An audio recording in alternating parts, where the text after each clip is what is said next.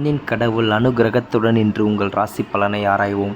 அன்பு மிதுன ராசி நேயர்களே, நான் உங்கள் அன்பு தோழன் சோழன் பேசுகிறேன். அதாவது வாழலாமா சாகலாமா, இதன் மாதிரியான ஒரு வாழ்க்கை தான் நீங்கள் வாழ்ந்துட்டுருக்கீங்க. இந்த வீடியோவுடைய டைட்டிலை பார்த்துருப்பீங்க. இது உங்களுக்கு தேவையான ஒரு வீடியோவாக இருக்கும். இந்த வீடியோவை கண்டிப்பாக லாஸ்ட் வரைக்கும் பாருங்கள், ஸ்கிப் பண்ணாமல் பாருங்கள். முக்கியமாக உங்களுக்கு இந்த வீடியோ பயனுள்ள வீடியோவாக அமையும். நம்ம சேனலை சப்ஸ்கிரைப் பண்ணாதவங்க சப்ஸ்கிரைப் பண்ணிட்டு போகலாம். வாங்க வீடியோக்குள்ளே போகலாம். அது வாழ்வா சாவா, இதன் மாதிரியான ஒரு மனக்குழப்பத்தில் நீங்கள் இருக்கீங்க. வாழலாமா சாவலாமா? இதற்கு காரணம் என்னன்னா, குடும்பத்தில் இருக்கும் குழப்பங்கள் தான் காரணம். குடும்பத்தில் குழப்பங்கள் எதுக்கு வருதுன்னு கேட்டால் பண பிரச்சனையால் தான் வரும். அதாவது பிரச்சனை என்பது தீர்வு என்னன்னா பணம் தான். நீங்கள் எந்த பிரச்சனையாக இருந்தாலும் பணத்தில் வந்து முடியும். அல்லது பணம் இருந்தால் பிரச்சனைகளே வராது.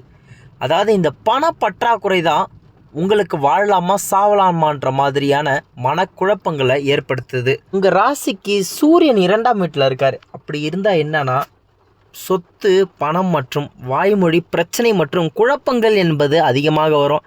நீங்கள் சொத்து பிரச்சனையோ அல்லது பண பிரச்சனையில் யாருக்கும் தலையிட வேண்டாம். உங்களுக்கு அந்த மாதிரியான பிரச்சனைகள் வந்தாலும் நீங்கள் கொஞ்சம் விலகி போங்க, இல்லைன்னா நாளைக்கு பார்த்துக்கலான்னு சொல்லிடுங்க. இது மட்டும் இல்லாமல் ஒரு தகராறு ஏற்பட்டால் நீங்கள் போய் வாயை கொடுக்க வேண்டாம். ஏன்னா உங்களுக்கு பிரச்சனையே உங்கள் வாயாக தான் இருக்குது. அது பண பிரச்சனைகள்லேருந்து வெளில வரணும். அதற்கு நம்ம என்ன பண்ணலான்னு கேட்டால், தொழில் பண்ணுறீங்களோ வேலையில் இருக்கீங்களோ, நீங்கள் எதுவாக வேணாலும் பண்ணலாம்.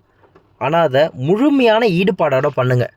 முடிஞ்ச அளவுக்கு புதன்கிழமை விஷ்ணு கோவிலுக்கு போயிட்டு பரிகாரம் பண்ணுங்க.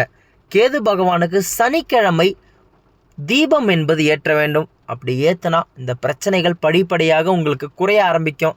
வாழலாமா சாவலாமான்ற மாதிரியான எண்ணத்தில் இருந்த நீங்கள், நமக்கு எதுவும் ஆயிடக்கூடாது, நம்ம வாழணுண்டா, இவங்க முன்னாடி வாழ்ந்து காமிக்கணுன்றா, அந்த மாதிரியான ஒரு எண்ணம் என்பது உங்களுக்கு ஏற்படும்.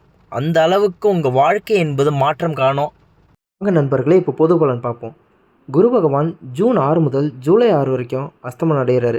அதனால் இந்த நேரத்தில் அவரால் எந்த பலனும் கொடுக்க முடியாது. ஆனால் ஆகஸ்ட் 8 முதல் நவம்பர் 18 வரை இடைப்பட்ட காலத்தில் குரு பகவான் உச்சியில் உங்கள் ஜாதகத்தில் இருப்பார். முழுமையான பலன் அந்த நேரம் தான் உங்களுக்கு கிடைக்கும்.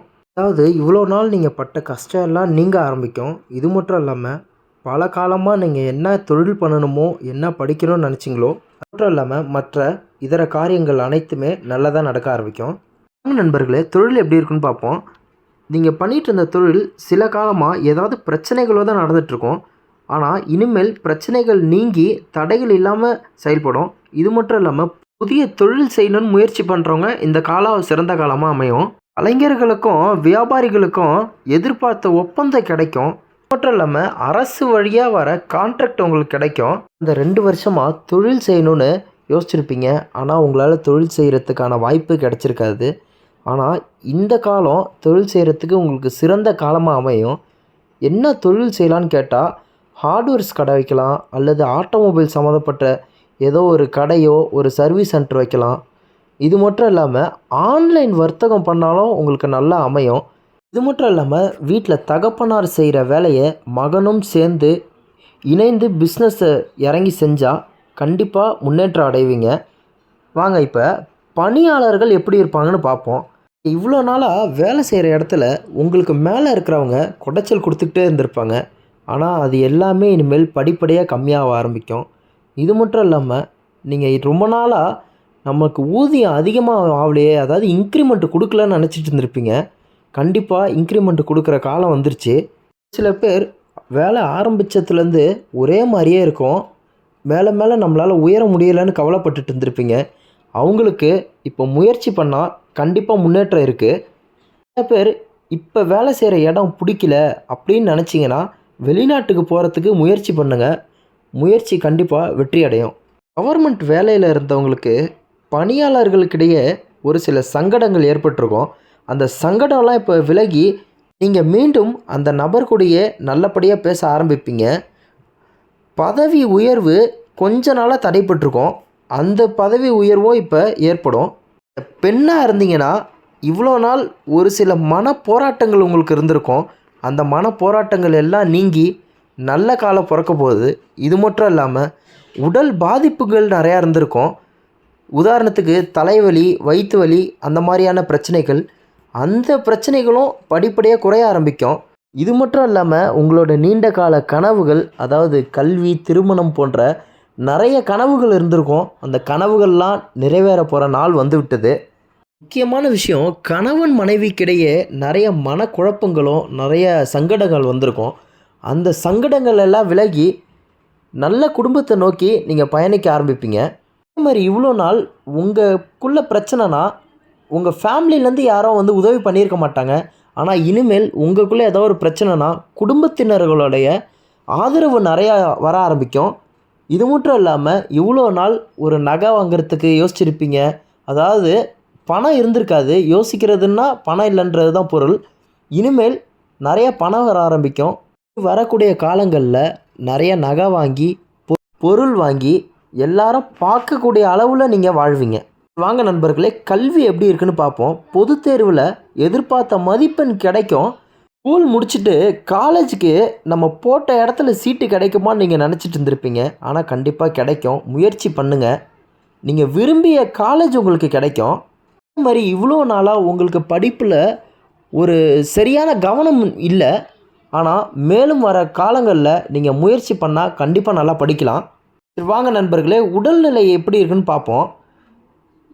கடந்த 2 ஆண்டுகளாக உடல்நிலையில் ஒரு சில பிரச்சனைகள் உங்களுக்கு இருந்திருக்கும். அதே பிரச்சனைகள் வரும் 6 மாதங்களுக்கு இருக்கும்.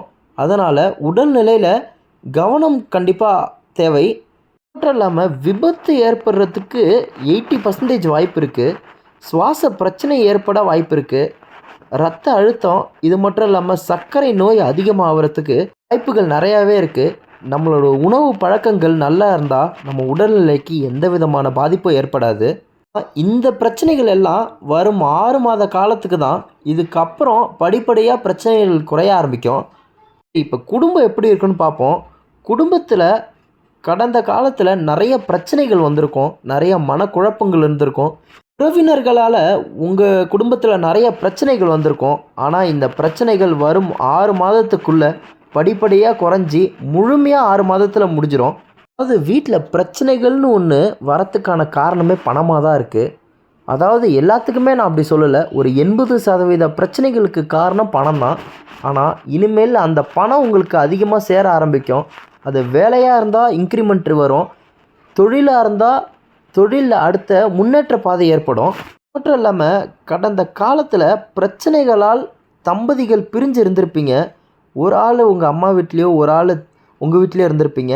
அந்த மன கஷ்டங்களும் நீங்கி ஒன்றா சேர ஆரம்பிப்பீங்க. இதில் ரொம்ப முக்கியமான விஷயம், வீடு கட்டுறதுக்கான நல்ல நேரம் உங்களுக்கு வந்துருச்சு. இது மட்டும் இல்லாமல் பிள்ளைகள் மேலே ஒரு சில பேருக்கு அக்கறை கம்மியாக இருந்திருக்கும். அதாவது அக்கறை கம்மினா நீங்கள் வேலை டென்ஷனில் இருந்திருப்பீங்க. அந்த வேலை டென்ஷன் கம்மியாகி நீங்கள் ஃபேமிலியோட டைம் ஸ்பெண்ட் பண்ணுற நேரம் வந்துருச்சு.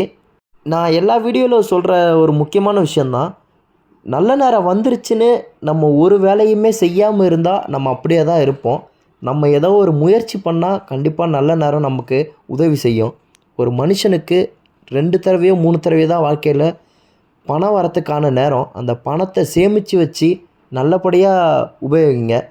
வாழ்க வளமுடன்.